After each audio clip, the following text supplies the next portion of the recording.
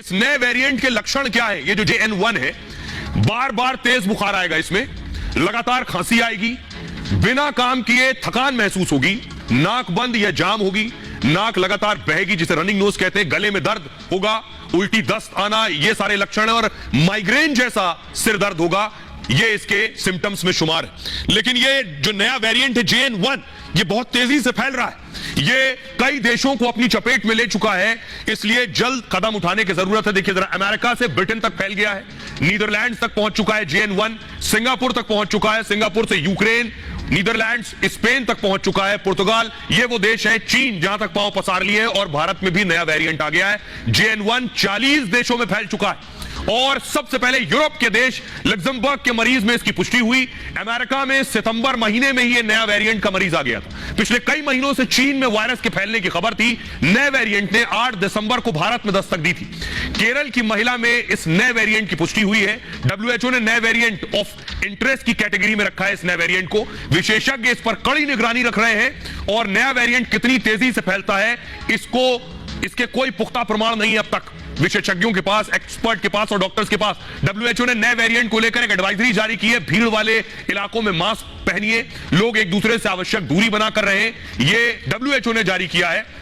अब आपको बताता हूं कि आखिर क्या करें, कैसे बचें। हमारे साथ डॉक्टर भी जुड़ेंगे जिनसे हम जानेंगे, लेकिन आपको फिलहाल क्या करना है नए JN1 वेरिएंट से बचने के लिए।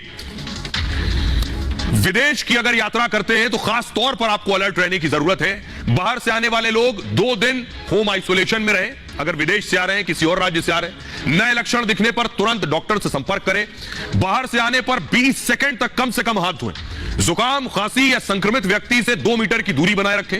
आंख, मुंह या नाक में बार बार हाथ ना लगाएं, इससे ही इंफेक्शन बढ़ता है। साबुन या सैनिटाइजर से अच्छी तरह से हाथ धोएं। खांसी, छींक आने पर मुंह को रुमाल से ढकें। बुखार, सांस लेने में दिक्कत जैसी समस्या पर लापरवाही ना करें। बच्चे, बुजुर्ग, गर्भवती महिलाएं भीड़ वाली जगहों पर जाने से बचें, यह करने की जरूरत है। हमारे साथ डॉक्टर जुड़ रहे हैं, डॉक्टर JS कुशवाहा साहब।